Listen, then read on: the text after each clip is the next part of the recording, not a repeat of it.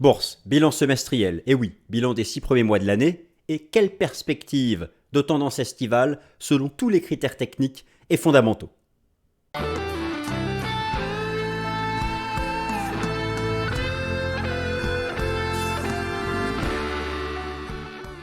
Alors chers amis, je suis ravi de vous retrouver pour la nouvelle édition du Top Gun. Bilan du semestre sur le marché action, sur le marché des taux d'intérêt. Écoutez, ce qu'on va faire, ce premier semestre n'est pas anodin. Ferme tendance haussière des actifs risqués pendant 6 mois, avec des fondamentaux qui interrogent, de multiples débats, une désinflation qui certes est là, mais qui est loin des objectifs des banques centrales, le débat autour de la probabilité d'une récession qui est toujours là, et pourtant, un départ, en tout cas les 6 premiers mois de l'année, archi-haussier, en particulier pour les grandes et même méga capitalisations, bien centrées sur les secteurs les plus cycliques, les valeurs de la tech qui sont revenues tout en haut. En gros, voilà, je vous pose la question suivante. Non mais, la bonne question à se poser, c'est quoi? C'est quoi? La bonne question à se poser. Cette tendance, pour la maintenir cet été, il va falloir un alignement des planètes fondamentales. J'aime cette expression. Tout ça pour dire que la situation actuelle des indices boursiers est assez inespérée au regard de l'incertitude fondamentale. Et donc j'ai voulu ici poser les choses. Vous savez, les indicateurs de conjoncture économique qui sont mis à jour chaque mois. Cet été, les prochains chiffres, les prochains agrégats de conjoncture économique de juillet, de août, de septembre, les 2 décisions de politique monétaire de la Fed cet été seront décisives. Et il n'y a pas le choix, il n'y a pas le droit à l'erreur. Elles doivent aller dans une certaine direction pour permettre au moins à cette tendance haussière de ne pas s'inverser, car c'est le risque. Et pour certains, la situation actuelle des indices boursiers est propice à des stratégies de vente de très long terme, car ils croient en une récession massive. Mais voilà, pour l'instant, les hard data macro ne leur donnent pas raison. Oui, me direz-vous, les indicateurs avancés, oui. Mais à la base, ce qui compte, c'est le concret, le réel. Donc nous allons voir ensemble ici un certain nombre de choses. Je vous donne le plan tout de suite, comme ça on ne perd pas de temps, parce que vous savez, cette vidéo, concrètement, par rapport à tous les slides que j'ai préparés, elle pourrait durer 2 heures. Et je me suis dit, d'une part, j'ai pas l'énergie d'enregistrer une vidéo de 2 heures. Et de toute façon, personne ne la regarderait. D'autre part, j'ai quand même gardé toute ma structure. Je vais essayer de vous donner une version résumée et rapide de chacune des parties. Et puis, eh bien, vous comptez sur moi chaque lundi, tout au long de l'été, pour tout actualiser, tout suivre, avec parfois des focus sur une partie plus en détail. D'ailleurs, dès la semaine prochaine, je referai du 100% analyse technique. Donc voilà. Alors, donc je vous donne le plan. Tout d'abord, le bilan, on va faire le bilan du semestre. Voilà, on va regarder le bilan chiffré, structuré, pas simplement les pourcentages. Voilà, les secteurs, qu'est-ce qui s'est passé, etc. Ensuite, ce qu'il faut retenir des fondamentaux du premier semestre. Bien oui. Si les indices boursiers en sont là, c'est que certaines données fondamentales ont été disponibles. Quelles sont-elles, ces données fondamentales? On se fait donc aussi un bilan fondamental. Nous faisons un bilan des signaux techniques du premier semestre. Et ensuite, c'est là que ça devient intéressant. La question est de savoir qu'est-ce qu'il est requis, quelles sont les données fondamentales nécessaires à obtenir lors des prochaines mises à jour des grands agrégats de conjoncture économique pour, au moins, que le marché ne renverse pas en tendance baissière. Au mieux que cette tendance haussière se poursuive, pourquoi pas? Quelles sont toutes les conditions à réunir et sans exception? Je vais vous les donner. Et on terminera donc par un diagnostic technique des indices boursiers que je ferai assez rapide cette fois-ci, puisque la vidéo sera déjà assez longue. C'est parti! Chers amis, c'est bon, je me suis rapetissé dans le petit coin à droite. Bourse, bilan semestriel et perspective de tendance estivale pour les actions et les taux. Eh bien, on attaque directement. Je vous donne le plan. Le plan, je viens de vous le détailler. Mais vous l'avez ici plus en détail. Et donc, on passe directement au vif du sujet, car il y a énormément d'illustrations, de contenu. Bourse, on commence donc par un bilan. Un premier semestre en mode risk-on, dominé par les valeurs de la technologie et les large et méga-cap, et de manière générale, les secteurs les plus cycliques. Alors effectivement, le premier semestre de l'année 2023 a mis un terme net et précis au bear market de l'année de 2022, qui avait vu la chute conjuguée du marché action et du marché obligataire, sur fond de hausse verticale des taux d'intérêt. Bon, jusqu'à là, tout le monde me suit, vous connaissez tout ça par cœur déjà, mais on repose les bases. Le trimestre se termine, vous savez que c'est important, la fin du premier semestre, c'est important pour la gestion institutionnelle. Bon, il ne faut pas partir en vacances pendant 2 mois, mais on fait déjà un premier bilan. Il y aura beaucoup moins de volume entre la 3e semaine du mois de juillet et la mi-août. Voilà, donc Là, il y a un certain nombre de choses qui sont acquises. Maintenant, pour les défendre, il va falloir des données fondamentales bien précises. Et c'est ça, en fait, dont là j'ai envie de vous parler. Mais on commence donc par ce bilan. Donc là, je suis déjà en train de perdre du temps, vous voyez, je ne peux pas m'empêcher, mais quand même, je vais essayer de le faire. La hiérarchie des actifs financiers en 2023, en tout cas sur les 6 premiers mois de l'année, décrit un premier semestre en mode attrait pour le risque. On parle de mode risk on. Et ce, sur toutes les classes d'actifs. Sur le marché action, les indices boursiers sont en hausse à 2 chiffres. Les obligations, quant à elles, se sont stabilisées. Le prix des obligations s'est stabilisé. Moi, j'estime qu'il finira par bientôt fortement rebondir, en tout cas d'ici la fin de l'année. Il va falloir déjà que les banques centrales atteignent leur taux terminal. Mais c'est un point d'achat intéressant.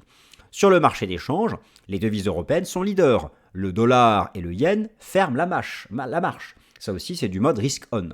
Sur les matières premières, j'ai fait simple, le prix du pétrole baisse, l'or est en hausse. Donc, on a quand même un premier semestre qui n'est pas anodin. Et j'ai voulu ici rappeler un certain nombre d'informations. Vous avez donc ici le bilan du premier semestre. Et voilà, je veux dire, tout est résumé. Vous avez tous les indices boursiers qui sont dans le vert, entre 11 et 36%. D'ailleurs, 36%, c'est le compartiment de la tech, donc c'est vraiment du mode risk on. Et tout en haut, vous retrouvez le cours du Bitcoin, l'action Tesla. Le marché obligataire s'est stabilisé après son crack de 2022. Et le dollar est en baisse, puisque l'euro-dollar est en hausse. L'or est en petite hausse. Le pétrole, lui, est à moins 10. J'aurais dû le faire apparaître. Donc voilà, on a quand même largement un mode risk on, alors que je vais illustrer ici de plusieurs façons. Vous savez, on ne peut pas comparer les choux et les carottes. J'aime cette expression, il fallait que je la place. Vous avez ici la performance en 2023. Donc je suis sur TradingView, je clique sur Year to Date pour avoir la performance entre aujourd'hui et le début de l'année. Eh bien, j'ai donc ici converti tous les indices boursiers en dollars. Le DAX fois l'euro-dollar pour avoir la même monnaie que le S&P 500, le CAC fois l'euro-dollar, le SMI fois le CHF USD. Alors le SMI est en retrait parce que justement, mais ça je vais en parler tout à l'heure, parce que eu égard au fait que ce sont les secteurs les plus cycliques et offensifs qui ont performé, dans le SMI, en gros, je vais exagérer, mais le SMI c'est Roche et Nestlé, plus ses valeurs financières. Les valeurs financières ont été un peu sous pression, vous avez quand même suivi la crise bancaire. Roche et Nestlé c'est du défensif, la santé, l'alimentation. Donc, et comme ça pèse la moitié de l'indice, c'est pour ça que le SMI est en retrait. Donc le fait de voir le SMI en retrait par rapport au CAC ou S&P 500, ça montre à quel point on est dans un des 6 premiers mois de l'année d'attrait pour le risque. Et j'ai plein d'autres façons de l'illustrer. Donc ça c'est une première chose importante, c'est un début d'année largement positif. Sur le marché des changes, vous avez ici le classement 2023. Bon, là aussi, le fait de voir la livre sterling, l'euro tout en haut et le yen tout en bas, le dollar en baisse, c'est aussi de l'attrait pour le risque. Alors, le franc suisse, lui, est plutôt une valeur défensive. Et il est tout en haut. Mais si les fondamentaux de la Suisse n'ont strictement rien à voir. L'inflation est beaucoup moins élevée. L'inflation est beaucoup moins élevée en Suisse. L'inflation élevée, vous savez que ça donne des taux d'intérêt réels qui sont négatifs. Et puis, le fait de voir le franc suisse comme ça bien performer, ça montre qu'il y a encore énormément d'incertitudes fondamentales. C'est pourquoi ça vaut le coup de s'interroger sur ces 6 premiers mois de l'année qui font débat, parce qu'ils sont particulièrement haussiers pour les actifs risqués, les indices boursiers, alors que l'incertitude fondamentale est présente. Et donc, on continue ce bilan du premier semestre. Ce sont surtout les large et les méga caps qui ont porté le marché. Les small et les mid caps sont largement en retrait. Alors, effectivement, il y a des nuances à ce premier semestre offensif. Tout d'abord, alors au-delà de la simple analyse de la performance relative des grands indices boursiers, ce qu'il faut faire, c'est l'analyse de la structure du marché action pour y voir plus clair. Et j'y ai relevé quelques nuances. 2 critères ont ici été pris en compte, les secteurs et la capitalisation boursière. Et on va mettre ça dans un tableau croisé. La hausse des indices boursiers américains est largement du fait des large et des méga cap US. Il faut vraiment avoir conscience de ça. Je vais vous faire apparaître les datas. Il est nécessaire que vous compreniez bien, et ça vous le voyez ici, mais je vais remonter ça. Yeah. Si vous retirez, ok, le premier semestre il est bullish, ok, très bien. Si on prend le S&P 500, l'indice de référence de la finance mondiale, voilà. Si vous retirez du S&P 500 les grandes valeurs, les méga valeurs, vous savez que les stars de la tech, le PIB de Google, d'Amazon et compagnie, c'est égal quasiment au PIB de la France, ou d'un grand pays de la zone euro. Je vais vous montrer ça. Mais si vous retirez ces valeurs, en gros, si vous retirez une dizaine de valeurs, il n'y a pas de bull market au premier semestre. sur la fin, en juin, les mid-cap ont commencé un peu à rattraper leur retard, mais au fond, elles ne sont pas en tendance haussière. Elles sont en trading range depuis des mois et des mois.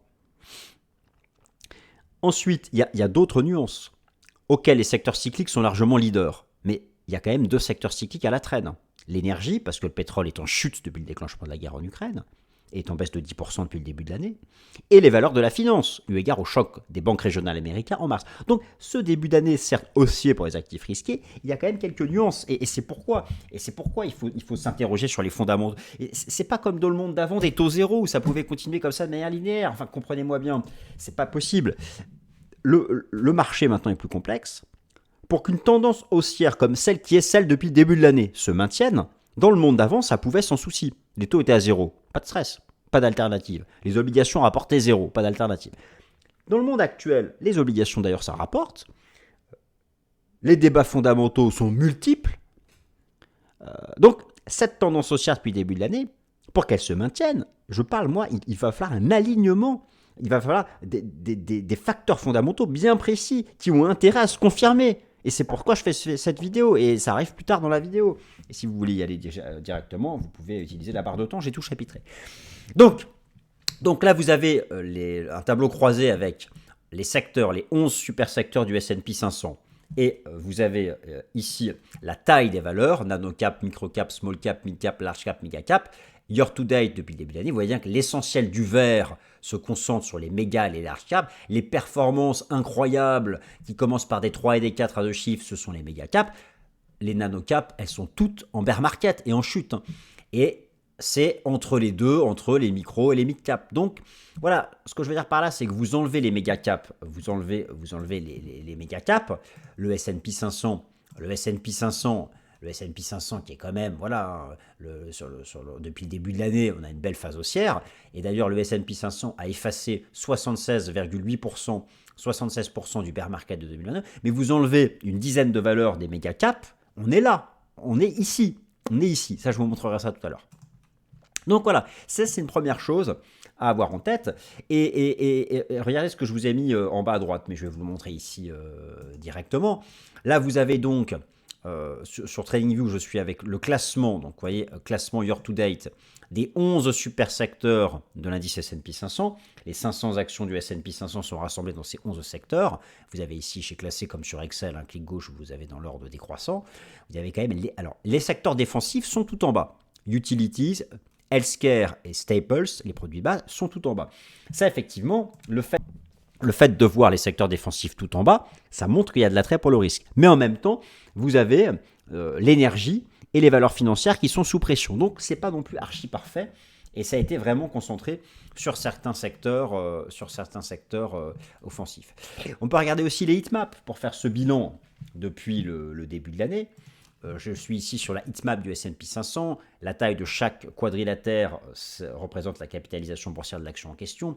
Effectivement, services de technologie électronique, commerce de détail, tout ça ce sont des secteurs très cycliques, c'est du vert. Les grosses valeurs, regardez, les performances des méga caps. Donc c'est elles qui ont fait les indices. Et effectivement, si vous prenez le SMI, alors le CAC 40 par exemple, le CAC 40, c'est clairement, ce sont les valeurs du luxe. Le CAC 40, ce sont les valeurs du luxe. En year-to-date, voilà. Hein. Là, c'est la Chine. Hein. Hermès, LVMH, L'Oréal, toute cette, c'est un bon 35% du CAC. Par contre, alors pourquoi est-ce que le SMI est en retrait par rapport au CAC 40 ou au DAX? Je vous ai montré ça tout à l'heure en faisant la comparaison des performances après avoir tout converti en dollars, parce que j'aime bien faire les choses bien et pas comparer ce qui n'est pas comparable. Mais quand même, en comparant ce qui est comparable, tout en dollars, eh bien le SMI est en retrait. Et bien là aussi, c'est du fait de sa composition. C'est du fait de sa composition. Voilà, vous avez du Roche et du Nestlé en baisse depuis le début de l'année. Bon, bah voilà, vous avez là aussi un bon tiers du CAC. Ce sont des valeurs défensives, tout ça. Donc, c'est ce qui explique que il soit en retrait. Et vous savez, au final, je vais vous montrer à quel point ces stars de la tech comptent énormément. Voilà, je vous montre ici, on va prendre les plus grosses capitalisations boursières américaines. Donc on va prendre le marché américain, comme ça au passage, ça vous fait un petit tuto d'utilisation de TradingView. Donc on va faire ça proprement. On va prendre évaluation et classement selon la capitalisation boursière. Vous voyez que Apple, c'est 3 000 milliards de dollars, Microsoft, c'est 2 500 milliards de dollars, Alphabet, 1 500 milliards de dollars. Le PIB de la France, c'est 3 000 milliards de dollars. L'Italie, 2 000 milliards de dollars. Donc, nous sommes en fait sur des valeurs dont la taille est impressionnante, qui créent une distorsion au sein des indices boursiers. Et en plus, ce sont elles qui ont les performances à plus 30 ou plus 40%. Donc voilà. Donc c'est un bull market de début d'année, mais tellement particulier, tellement porté par les larges et les méga caps, qu'il va être difficile à tenir, sauf si certaines conditions fondamentales sont réunies, selon ce dont nous allons parler dans cette vidéo. Alors, fondamentaux, état des lieux non exhaustif à la fin du premier trimestre 2023. Que faut-il retenir? Là, c'est pareil, j'ai prévu plusieurs slides. Alors, tout d'abord, en termes de politique monétaire, que retenir de ce premier semestre? Politique monétaire restrictive en Occident et en approche de sa phase terminale de cycle haussier des taux d'intérêt. Alors que la politique monétaire est très accommodante en Chine. D'ailleurs, le yuan est en chute à cause de cela. Puisque, voilà, depuis la fin de la politique de zéro Covid, la reprise en Chine est certes présente, franchement, on aimerait bien avoir leur croissance, mais inférieure à ce que le gouvernement chinois envisage. Et donc, en particulier la consommation intérieure, et donc la politique monétaire est accommodante pour booster tout ça. L'inflation, ce qu'il faut retenir du premier semestre, et là je vous montre finalement des éléments qui ont été le socle de ce bon comportement des indices boursiers au premier semestre. Inflation, tendance générale à la désinflation nominale aux États-Unis et en Europe, mais résilience de l'inflation sous-jacente, j'en dirai un mot tout à l'heure, en particulier le prix des services et de l'immobilier. C'est pour ça qu'on ne sait pas, il y a tout un débat pour savoir quand est-ce que sera atteint le taux terminal des banques centrales occidentales, et pire, quand est-ce qu'elles pivoteront. Vous savez que maintenant, selon les anticipations de marché, le pivot attendu de la Fed, c'est pas avant l'hiver 2024. Mais au final, pour que la tendance haussière des indices boursiers se poursuive, il est impératif que cet été, la Fed nous dise qu'elle a atteint son taux terminal. Pas forcément qu'elle pivote. Parce que si le taux terminal, ça dépasse 5,5 ou 5,75, le marché action va s'en prendre une, et une méchante. C'est absolument pas pricé. Je vous rappelle que le bear market de 2022 était celui de la hausse verticale des taux d'intérêt, passé de 0 à... Nous connaissons leur valeur actuelle. Donc voilà, ça fait partie des choses à retenir ce premier semestre. Il y a toujours, tout au long du premier semestre, le débat autour de l'activité économique, de la croissance économique, le débat autour de la probabilité d'une récession en Occident. Eh bien oui, la tendance des actions, c'est avant tout les perspectives de bénéfices. Perspectives de bénéfices, c'est lié au cadre économique prospectif. Et actuellement, il y a la réalité d'un ralentissement économique en zone euro, en particulier en Allemagne, aux États-Unis aussi. Il y a eu aussi ce premier semestre l'enjeu de la stabilité financière, avec la Réserve fédérale des États-Unis qui a mis sous perfusion le système bancaire régional américain, les banques régionales étant plus résilientes, et overall, conséquence donc de ces 6 premiers mois de l'année, la valorisation des indices boursiers revenus dans sa moyenne des 5 dernières années. Alors, je vais illustrer l'ensemble de ces propos. Tout d'abord, alors la désinflation, oui. Vous avez ici un graphique avec, en rouge, vous avez les taux d'inflation ici en Europe, aux États-Unis, en Chine. La tendance générale est à la désinflation. Vous avez en bleu les taux d'intérêt des banques centrales, c'est la restriction monétaire. En noir, les taux d'intérêt du marché. Alors, ils ne font pas de nouveau plus haut, mais voilà, ils sont quand même toujours encore tout en haut, ces taux d'intérêt du marché. Et vous savez, les taux d'intérêt du marché ne vont pas se reverser à la baisse tant qu'il n'y aura pas une certitude sur le taux terminal. Et alors ensuite, ce qui est beaucoup plus important, c'est la durée avant le pivot. Car pour que le marché action poursuive sa tendance haussière, il faut non seulement que le taux terminal soit atteint, mais il ne faut pas que la durée temporelle avant le pivot soit trop longue. Parce que un certain nombre d'entreprises, et notamment les small et les mid cap, et je vous ai montré qu'elles n'étaient pas haussières, eh bien, ne pourront pas encaisser lorsqu'elles vont renouveler leur financement ces nouveaux taux d'intérêt. Elles auront peut-être même des refus de crédit, vous voyez ce que je veux dire, par rapport à la cherté du crédit, la charge d'intérêt, le coût de l'assurance. Alors, les taux des banques centrales eux sont partout en hausse en Occident, sauf au Japon, et en Chine, ça baisse. Donc voilà, ça, c'est effectivement la Chine peut être considérée à ce moment-là comme un facteur de soutien. Donc voilà, ça c'est ce qu'il fallait retenir pour les fondamentaux du premier semestre. Maintenant, je vous donne quelques illustrations encore. Je vous rappelle que la zone euro est déjà en récession technique, 2 trimestres consécutifs d'un taux de croissance négatif. Alors attention, en rythme annuel, le taux de croissance n'est pas négatif, là c'est d'un trimestre à l'autre. Il n'y a que l'Allemagne qui a un taux de croissance négatif en rythme annuel. Et d'ailleurs, je vous ai remis ici, alors ça c'est quelque chose que vous devez retenir, hein. Lorsqu'on essaie de se projeter sur le plan macroéconomique, la haute finance a beaucoup de respect pour les indices PMI, pour Purchasing Manager Index, qui sont des indicateurs avancés basés sur un sondage des directeurs d'achat. Les directeurs d'achat dans les entreprises qui ont un rôle majeur, puisque c'est clairement eux qui cherchent à se projeter le plus sur l'activité de l'entreprise. Bon, que ce soit aux États-Unis, en Allemagne et au sein de la zone euro, les indices PMI sont en chute. La frontière, c'est 50. Au-dessus de 50, expansion, sous 50, contraction. Non seulement ils sont sous 50, parfois pour plusieurs mois consécutifs, et en plus ils continuent de s'enfoncer. Les indicateurs avancés nous garantissent la récession. La zone euro est déjà en récession technique. Mais, voilà, vous allez voir que certaines hard data, donc les choses plus concrètes, pas les sondages, mais la mesure de la production industrielle, la mesure de la consommation, elle, c'est tangent. En rythme annuel, on revient sur des niveaux de croissance à peine au-dessus de zéro, mais c'est pas encore négatif. Donc voilà, certains espèrent. Donc voyez, pour que la tendance haussière des actions se poursuive, il faut déjà avoir des perspectives de profit. Alors elles sont encore perchées, ces perspectives de profit, parce que la majorité des économistes ne croient pas encore à la récession, n'y croient pas simplement. Et puis aussi, il va falloir que les banques centrales ne tardent pas à atteindre leur taux terminal, pour ne pas briser justement ces perspectives de profit encore attendues en hausse. Donc il y a tout un tas d'éléments comme ça qui interagissent. C'est pourquoi cette tendance haussière depuis le début de l'année interroge, parce que pour qu'elle se maintienne, il faut énormément de conditions. Et là, voilà, c'est ce dont je vous parlais à l'instant. En termes de hard data, étant donné que j'ai pas envie que la vidéo dure 2 heures, il a fallu que je fasse des choix. Je vous remontre ici le taux de croissance annuel des ventes au détail aux États-Unis, ou encore le taux de croissance annuel de la production industrielle aux États-Unis. Vous voyez qu'on est partout. On est stabilisé sur zéro. Si on passe en dessous, c'est qu'on rentre en récession. Ça devient de la croissance négative.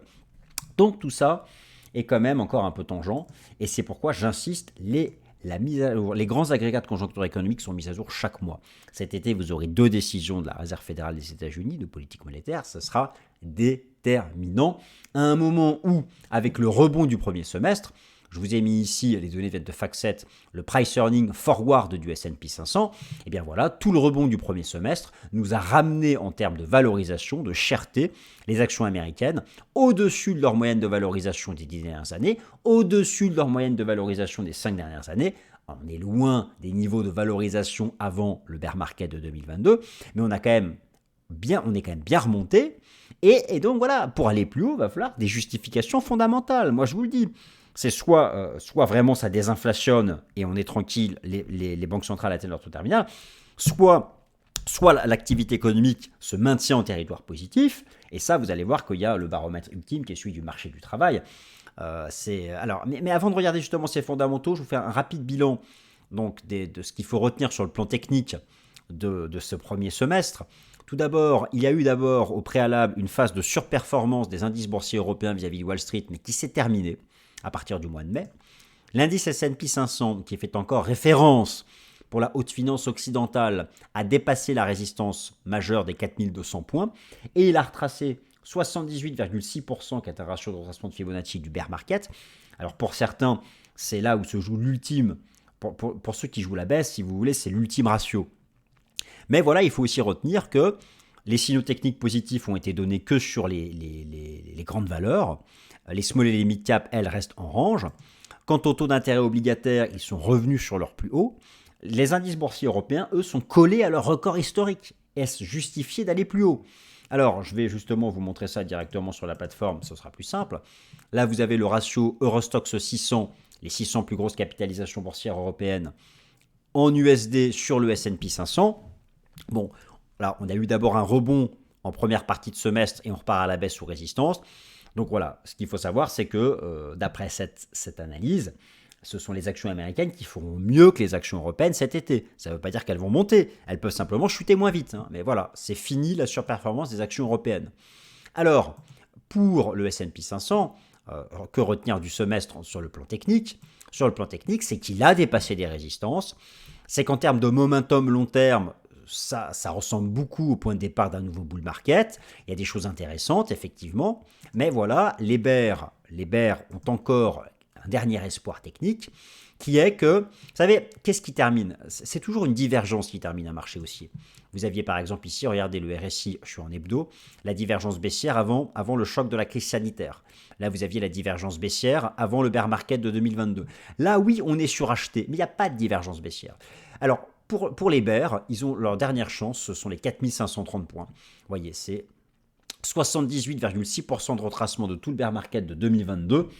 Et voilà, mais sinon, effectivement, ce qu'on retient de ce premier semestre, c'est les signaux, c'est les dépassements de résistance sur l'indice S&P 500. Par contre, voilà, si on prend, pour les indices européens, on peut prendre le DAX par exemple.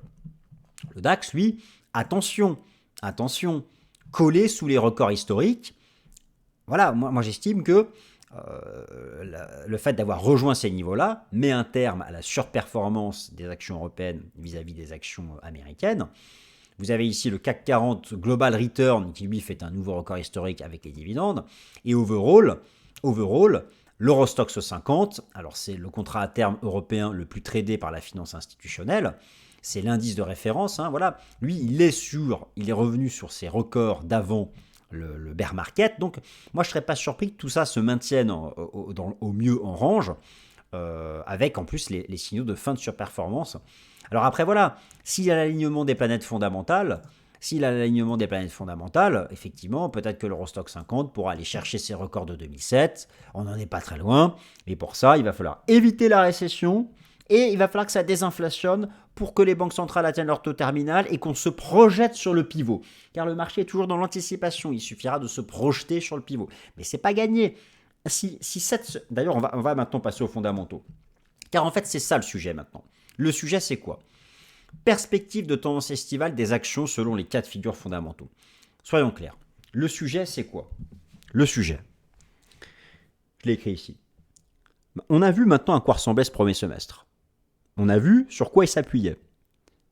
On connaît l'incertitude fondamentale. On a le sentiment que ça tient à pas grand-chose. Mais justement, qu'est-ce que c'est que ce pas grand-chose? En gros, je vous fais le résumé, puis après on regarde tout en détail. Pour ne pas avoir un violent crack boursier, un violent renversement à la baisse. Au mieux, rester stable, voire continuer à monter comme ça de manière linéaire. Il faut, et il n'y aura aucun droit à l'erreur, pas un mois à l'erreur. Chaque mois devra confirmer ce que je vais vous lister. La mise à jour de chaque mois de ces agrégats de conjoncture économique. Numéro 1, une désinflation nominale qui se poursuit et qui arrive à 2%. Numéro 2, une désinflation qui devient sous-jacente, c'est-à-dire corps, hors alimentation, énergie. Numéro 3, pas de récession. Faire mentir les indicateurs avancés, avec des hard data qui feraient mentir les indicateurs avancés. Numéro 3, ou 4, je ne sais plus. Stabilité bancaire US, même si la Fed les a mis sous perfusion, les banques régionales. Et enfin, le marché a besoin d'entendre que les taux terminaux de la Fed et de la BCE soient atteints cet été. Juste ça, juste l'entendre. Alors ensuite, il y aura le critère de la durée avant le pivot. Et ça, on en parlera après. Ce sera l'autre stress, peut-être de la rentrée. Voilà, vous pouvez arrêter de regarder la vidéo, j'ai tout résumé. Non, maintenant, on regarde tout en détail parce que j'ai quand même plein d'illustrations à vous montrer. Et là, je réalise que j'ai fait un format tellement long encore. Là, je vais finir un jour par vous lasser. Vous allez m'abandonner sur cette chaîne.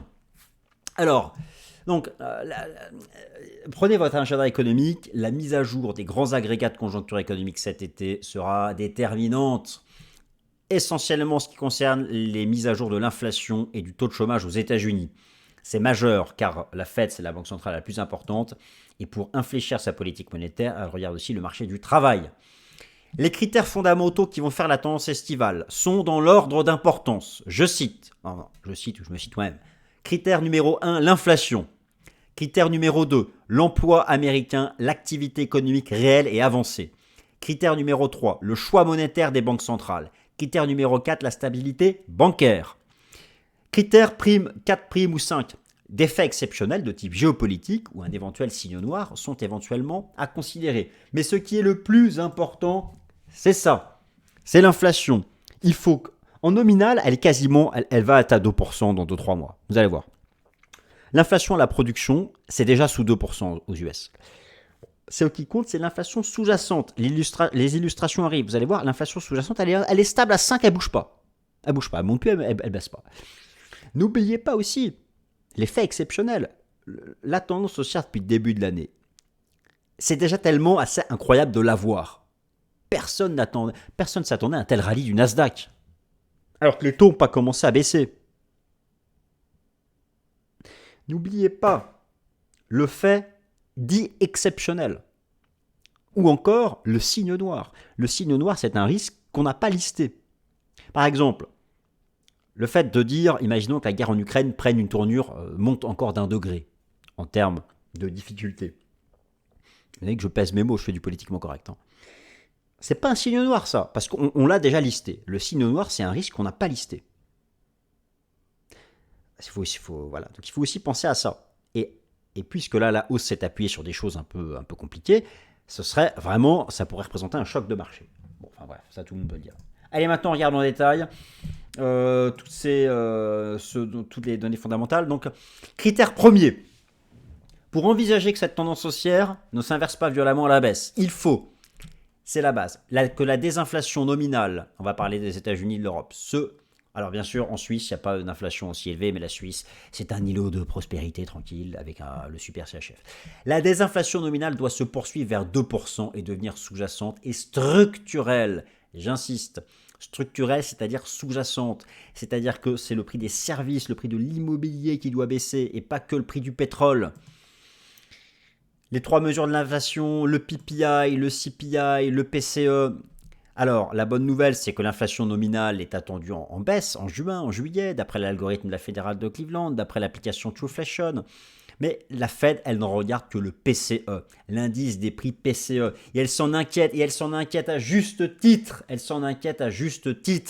Je vous ai remis ici, on commence par du positif. L'effondrement des prix à la production. Ça, c'est bien. C'est toujours en avance sur les prix à la consommation. Très bien. Vous allez voir, on est bientôt à 0. Me direz-vous, pourquoi est-ce qu'il nous parle d'inflation si les prix à la production sont bientôt à 0? C'est parce que la Fed regarde le CPI et le PCE. Alors là, vous avez le CPI. Ok, très bien, il est en baisse à 4%. Et d'ailleurs, l'algorithme de la Réserve fédérale de Cleveland, une des antennes de la Fed, nous dit que ce sera bientôt à 3,22. Impeccable, tout ça, c'est beau, c'est propre. Effectivement, bon, très bien. Mais regardez l'inflation sous-jacente. Je retire l'alimentation et l'énergie. Et regardez. Elle est stable, vous voyez qu'elle est à 5. Elle est à 5, comme les taux d'intérêt d'ailleurs. La Fed, elle vise de... Comprenez-moi bien.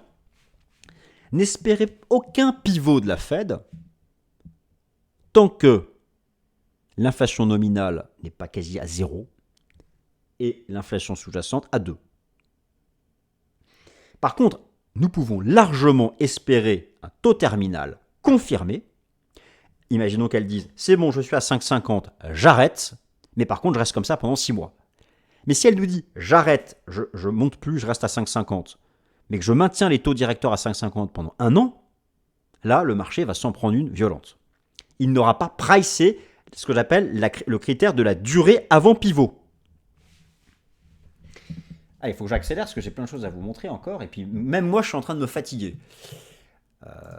Alors, n'oubliez pas aussi les composantes de l'inflation. Tant que les services et l'immobilier, j'ai mis shelter, immobilier, prix des loyers et services, restent tout en haut, la Fed pivotera pas. Vous savez, on peut être optimiste lorsqu'on regarde Trueflation. Je vous ai déjà montré cette application plusieurs fois. Ce ne sont pas les données d'inflation, les taux d'inflation officiels, mais c'est la vraie inflation concrète. Là, on va au commerce du coin, c'est la réalité. Je signe un nouveau contrat de location, c'est la réalité. Je parle ici des États-Unis d'Amérique. Et donc, lorsqu'on regarde Trueflation dans l'immobilier, c'est déjà quasi à 0. Donc, on peut être optimiste. Mais voilà, il peut y avoir un violent rebond du pétrole à cause des tensions géopolitiques, il y a des choses comme ça. Bon, mais on peut être optimiste. Effectivement, là où où est l'incertitude? Je vous montre ici l'inflation sous-jacente. Vous voyez qu'effectivement, elle baisse pas. Là, ça change quand même. Inflation nominale, ça chute. Inflation sous-jacente, et non. Voilà ce que regarde la Fed, inflation sous-jacente. Et en fait, c'est quoi? Vous allez me dire, il nous embête avec son inflation sous-jacente. Je vais être simple, c'est le prix des services. Et là, c'est qui décide? C'est le board des entreprises. Et bien sûr qu'ils ont fait des marges. Vous croyez qu'ils veulent renier? Pourquoi ça prend autant de temps à baisser? C'est parce que tout ce beau monde qui facture des services, ils ont pris leur marge et tout. Et ils ne vont pas forcément accepter, c'est même pareil dans la distribution alimentaire. Il faut qu'il y ait même une pression politique pour qu'ils acceptent de renier leur marge, chèrement acquise, ce qu'on peut dire. Donc, il va falloir aussi qu'une partie de l'économie réelle joue le jeu. Et ça échappe aux décisions de la Fed. Et c'est pourquoi elle veut contraindre par des taux d'intérêt, des coûts de financement élevés. Bon, ça, on verra bien. Donc, en tout cas, surveillez cet été. Vous avez les mises à jour cet été de tous ces indices d'inflation. En juillet, en août, ce sera décisif. En fait, tout se joue là-dessus. Si vous voulez, si votre souhait, imaginons que vous êtes positionné à l'achat, c'est que la tendance haussière se poursuive, ou au moins que ça fasse au pire un range, vous devez souhaiter absolument que la désinflation nominale continue de baisser et que la désinflation sous-jacente devienne une réalité. C'est ce que vous devez ardemment souhaiter. Alors, le critère numéro 2, pour que la tendance haussière ne soit pas remise en cause, il faut que les perspectives de bénéfices restent élevées. Pour cela, il faut que l'activité économique reste positive. Et j'ai pu vous illustrer en faisant le bilan du premier semestre qu'elle était revenue plus ou moins à zéro et que la zone euro était même en récession technique. Mais le critère ultime, c'est quoi? Il y a plein de baromètres, il y a plein d'indicateurs, il y a plein de modèles de probabilité. Je vous montre ça chaque semaine et on peut finir par penser qu'il y a tellement de choses, tellement de lectures différentes que rien n'est concret. Eh bien, si il y a un baromètre ultime qui ne ment pas, c'est d'ailleurs le seul. Tout le reste, c'est du vent.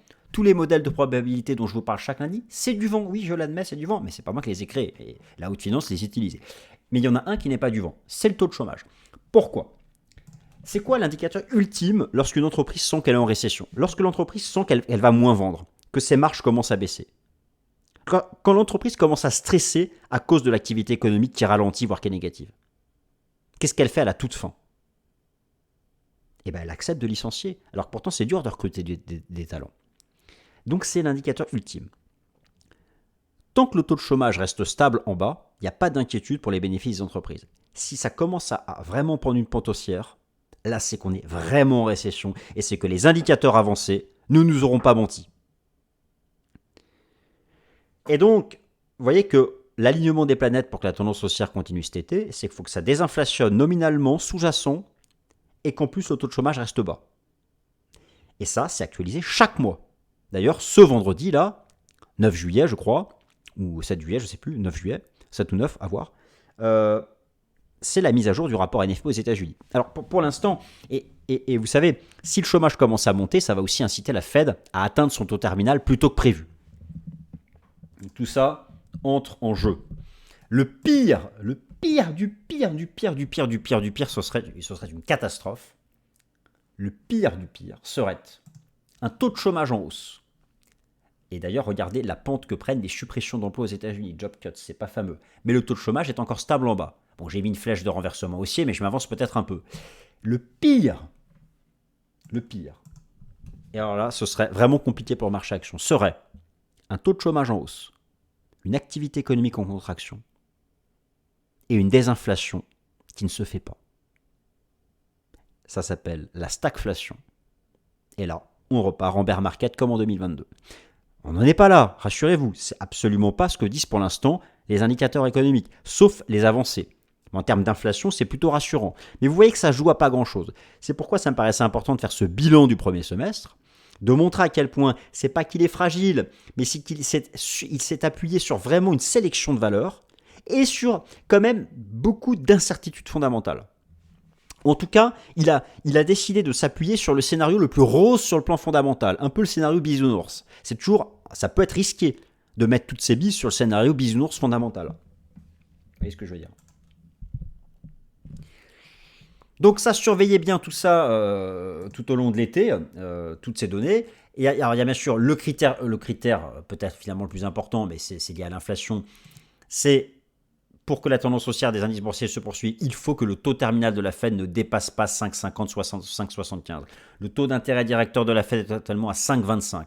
Non seulement il ne faut pas dépasser, alors d'ailleurs je vous rappelle les dates à suivre, cet été, deux rendez-vous majeurs, celui du 26 juillet, mais surtout la réunion monétaire du 20 septembre, car elle s'accompagnera de la mise à jour des projections macroéconomiques de la Fed. Au moment où je vous parle, au moment où j'enregistre cette vidéo, la probabilité que la Fed atteigne son taux terminal, c'est-à-dire après la prochaine hausse de taux en juillet, elle est très forte. La hausse du marché s'appuie sur le fait que si vous regardez ces probabilités qui sont basées sur le prix des contrats futurs négociés à la bourse de Chicago sur le taux d'intérêt des Fed Funds, le marché pense que le taux terminal est à 5,50. La probabilité que ce soit 5,75 est de 20%. Donc, par contre, c'est quasiment 0 à 6%. Tout ça pour dire que pour que le S&P 500 et le Nasdaq restent haussiers, il est impératif que la Fed, soit lors de sa réunion de juillet ou celle de septembre, nous dise « Allez, c'est bon, je suis à 5,50, c'est bon, je n'irai pas plus haut. Par contre, je ne vais pas baisser, mais je n'irai pas plus haut. » Si elle dit ça, le marché peut aller plus haut. Si par contre, elle nous dit « Je suis à 5,50 » et malheureusement, les dernières mises à jour de l'inflation ne sont pas assez baissières, et je pourrais peut-être aller à 6, attendez-vous à une vraie baisse du marché cet été. Donc, c'est pourquoi, au final, overall, la seule chose qui compte ces prochaines semaines, ce mois de juillet, c'est les tout prochains chiffres des 3 mesures de l'inflation, CPI, PPI, PCE, les données de l'emploi. C'est tout. C'est déjà pas mal. Et bien sûr, ensuite, toutes les composantes, etc. Donc voilà. Alors ensuite, il y a l'autre thématique qui est bien sûr la durée avant le pivot. Mais ça, ce sera plus une thématique de rentrée. Parce que voilà, le fait d'atteindre un taux terminal, c'est bien. Mais si on reste 1 an à des taux aussi élevés, le marché action ne va pas apprécier. En particulier les banques. Alors, la bonne nouvelle, c'est que le système bancaire européen n'a rien à voir avec le système bancaire américain. L'autre bonne nouvelle, c'est que les banques régionales américaines, vous savez qu'un bon 2 tiers des Américains est bancarisé auprès des banques régionales américaines. Elles sont maintenant sous perfusion de la Fed. D'ailleurs, ça s'est stabilisé tout ce beau monde. Je vais vous montrer ici les indices sectoriels. On va prendre l'indice sectoriel de la finance, des valeurs financières aux États-Unis. Ça reste quand même un peu tendu. Vous avez ici les bougies japonaises en données hebdomadaires de l'indice sectoriel des valeurs financières aux États-Unis. Voilà, alors, on est au bord du gouffre technique, ça c'est l'ancien plus haut avant le choc de la crise sanitaire. La Fed, voilà, mais on n'est pas reparti en tendance haussière. Donc là, je vous montre aussi que cette soi-disant tendance haussière du premier semestre, elle est vraiment, en fait, en gros, elle est où? Elle est sur la tech, regardez. Les valeurs de la tech, les Google et compagnie, c'est eux qui ont fait la hausse. Et d'ailleurs, ils sont revenus tout en haut. Les valeurs de la consommation discrétionnaire aussi. Alors, il y a aussi les valeurs industrielles. Donc, il y a quand même des secteurs cycliques qui sont haussiers. Mais les valeurs financières, c'est tendu. Donc, là aussi, mais bon, la bonne nouvelle, c'est qu'elles sont sous perfusion de la Réserve fédérale des États-Unis, qui utilise non pas les taux d'intérêt, mais qui utilise son bilan. Et je vous remontre ici la corrélation positive entre, en bleu, la liquidité nette du système interbancaire aux États-Unis envers le S&P 500, en jaune le Bitcoin. Voilà, c'est vraiment grâce au bilan de la Fed que tout ça tient, que tout ce beau monde tient. Donc là, ça va être quand même une thématique un peu en dehors du cycle des taux d'intérêt. Et maintenant, on se fait un petit diagnostic technique, mais rapide, parce que là, la vidéo est trop longue et je ferai un gros point technique la semaine prochaine dans le Top Gun. Mais en gros, on est en début d'été. Est-ce qu'on peut considérer qu'on est suracheté sur les graphiques de moyen long terme? Alors, à court terme, je vous ai montré que oui, on était suracheté. Je vous l'ai montré dans le Top Gun il y a 2 semaines. Et eh bien, je ne suis pas mécontent, puisque pour une fois, j'ai pas eu tort. Je vous ai fait une vidéo ici en disant qu'on était suracheté. Il y a bien cette phase de retracement, très bien. Ça, c'est du court terme. Je ne traite pas le court terme et peu importe que j'ai raison ou non. La vraie question, c'est sommes-nous surachetés sur le moyen long terme? Et y a-t-il donc, uniquement sur le plan technique, un risque de crack à cause de données purement quantitatives et techniques? Alors, je dirais ça dépend. Sur overall, Sur le plan quantitatif, non, pas encore. Je vous avais montré ça, j'utilise beaucoup pour le moyen terme, dans l'analyse quantitative, le pourcentage d'actions du S&P 500 au-dessus de la moyenne mobile à 50 jours. Là, vous aviez le point haut du marché début février 2023, le point bas d'octobre, le point bas de mars. Lorsque le pourcentage d'actions au-dessus du S&P 500 atteindra les 80%, là oui. Donc, il semble qu'il reste encore une marge de manœuvre. De même, par rapport à la moyenne mobile à 200 jours. Donc, sur le plan quantitatif, on n'est pas sur des critères d'hyper surachat. Et c'est pareil, en données hebdomadaires, il n'y a pas de divergence. Vous voyez ce que c'est ? Les fins de bull market, c'est ça. Il y a des divs. Il y a des divs sur l'horizon de temps moyen terme. On est suracheté, mais il n'y a pas de divs. Donc, pour la première partie de l'été, je ne suis pas trop inquiet. D'accord ? En tout cas, là, sur le plan technique. Alors après, attention, les small et les mid cap, elles, il n'y a pas de bull market. Encore une fois, je vous montre ici le Russell 2000, les 2000 plus importantes capitalisations boursières américaines, les small et les mid cap, c'est un trading range. Ne me parlez pas de marché haussier au premier semestre. Pourtant, même moi, je l'ai fait là, mais j'ai expliqué pourquoi. Je vous ai fait la première partie où j'ai expliqué la structure, mais c'est vraiment concentré sur une sélection de valeurs.